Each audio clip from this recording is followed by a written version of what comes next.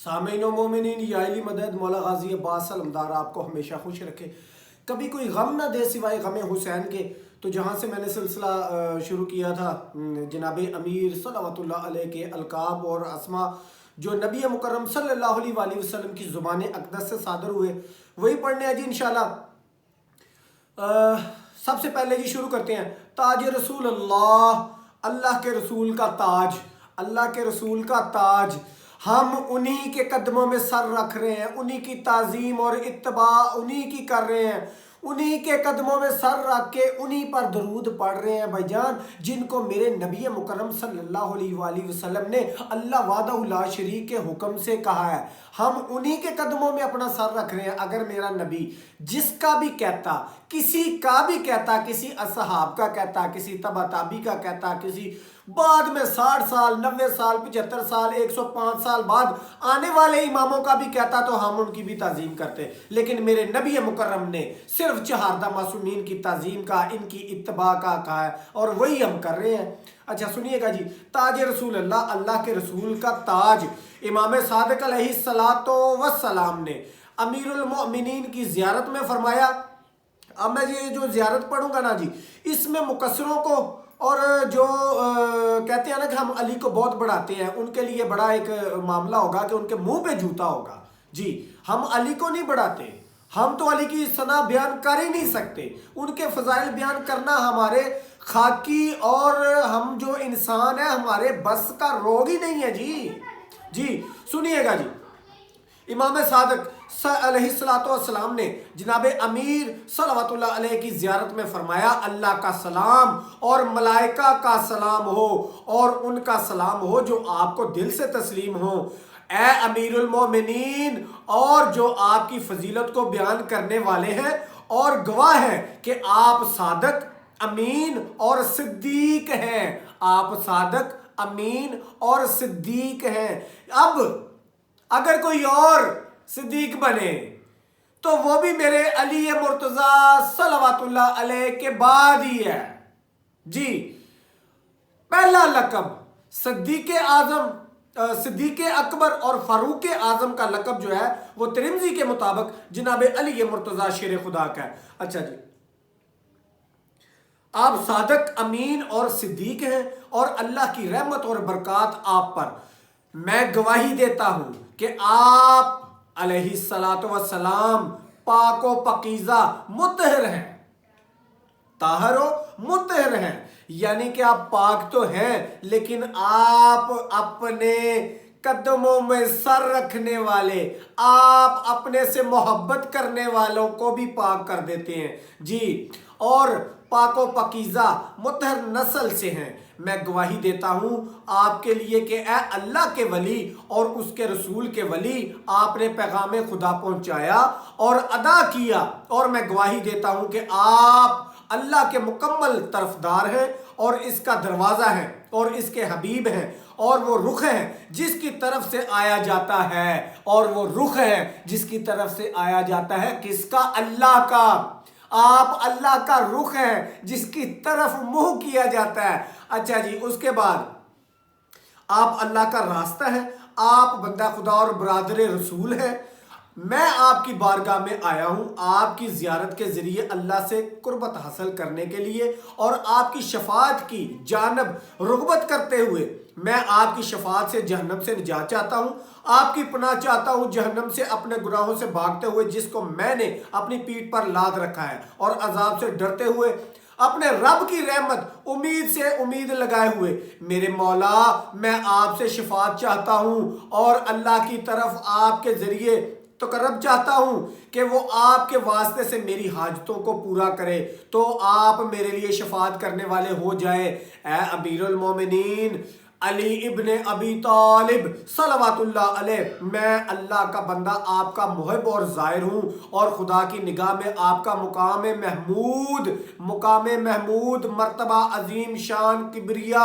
اور شفاعت مقبول ہے۔ اے اللہ دردناک عذاب سے مجھے نجات فرما، محمد و آل محمد کا صدقہ، اور اس کے بعد درود نازل فرما محمد و آل محمد پر، اور درود نازل فرما امیر المومنین علی علیہ الصلوۃ والسلام پر جو تیرے پسندیدہ بندے اور وفادار ہیں۔ امین مضبوط رسی، بلند ہاتھ اور اعلیٰ ظرفدار اور بہترین کلمہ اور مخلوق پر تیری حجت ہے، اور تیرے صدیق اکبر اور اوصیاء کے سردار اور اولیاء کے رکن اور برگزیدہ لوگوں کے ستون امیر المؤمنین یعصوب الدین صالحین کے قائد اور مخلصین کے امام ہیں۔ وہ خطا سے محفوظ، لغزشوں سے بری، عیبوں سے پاک، شکوک سے مبرا، نبی کے بھائی، رسول کے وصی اور ان کے بستر پر سونے والے ہیں، اپنے نفس سے ان کے لیے احسار کرنے والے اور ان سے مصیبت کو دور کرنے والے ہیں، جن کو تو نے نبوت کی تلوار، رسالت کی نشانی اور امت پر گواہ اور حقانیت کی دلیل اور علمدار اور حیات پیغمبر کا نگہبان اور امت کا رہنما اور دست توانا اور تاج شرف وہ افتخار اور راز کا دروازہ اور کامیابی کی کنجی بنایا ہے۔ اب یہاں تک تو میں آپ کو یہ بتاتا چلوں کہ یہ فضائل ہے جو مولا جعفر صادق صلوات اللہ علیہ بیان فرما رہے ہیں زیارت امیر المومنین میں۔ اب جناب والا اس میں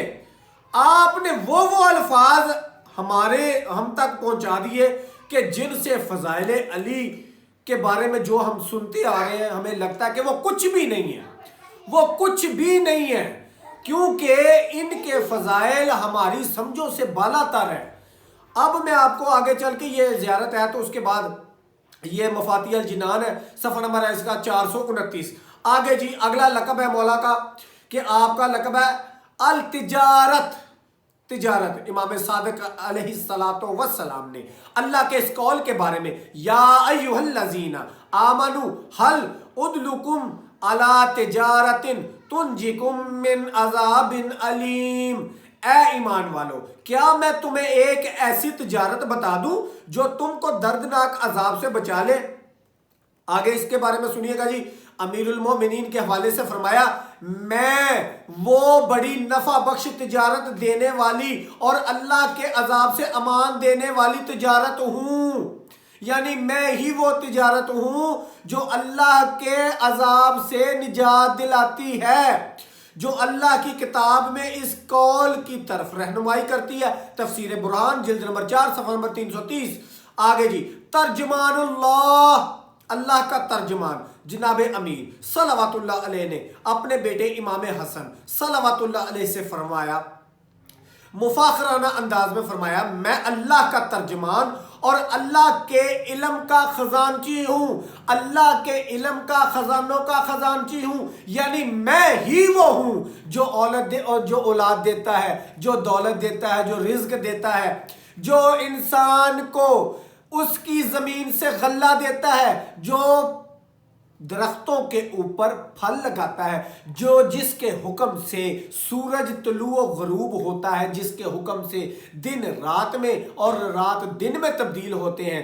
آگے چل کے بھی انشاءاللہ پڑھیں گے مولا کے القاب اور آپ کے فضائل کے حوالے سے، پڑھ کے ہی مزہ آتا ہے، پڑھ کے ہی مزہ آتا ہے انشاءاللہ۔ یہی کچھ ہے جی، میں جو لکھا ہے وہ اس میں کچھ ایک الفاظ کا آگا پیچھے ہو جاتا ہے تو جو لکھا ہے میں وہی پڑھ رہا ہوں، اور جو یہ کہتے ہیں نا کہ سمجھ نہیں آتی حدیث کی، جی میں پڑھ رہا ہوں آپ کے سامنے اور نبی مکرم کی احادیث ہی پڑھ رہا ہوں آپ کے سامنے۔ اور دوسری چیز یہ ہے کہ مجھے اس کا کوئی فکر نہیں ہے کہ مجھے ایک بندہ یا 2 بندے یا 10 بندے یا 20 بندے سنتے ہیں، اس میں کوئی مسئلہ نہیں ہے۔ میں جو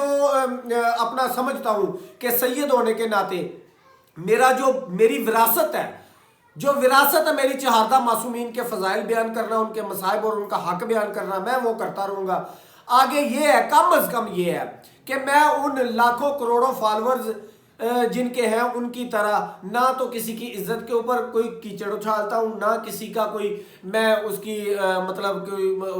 عزت نفس کو چھیڑتا ہوں، میں صرف چہاردہ معصومین کے فضائل اور ان کے مصائب کے حوالے سے پڑھوں گا اور یہی پڑھتا رہوں گا، اور یہ میرا فرض میں اپنا سمجھتا ہوں۔ سید ہونے کے ناطے انشاءاللہ میں یہی پڑھتا رہوں گا، باقی جہاں تک بھی پہنچتا رہے، ایک بندہ بھی سنے تو اگر اس کا دل خوش ہو جائے تو ہو سکتا ہے کہ اسی میں میرے لیے پتہ نہیں کیا کچھ ہو۔ مولا غازی عباس علمدار آپ کو ہمیشہ خوش رکھے، یا علی مدد۔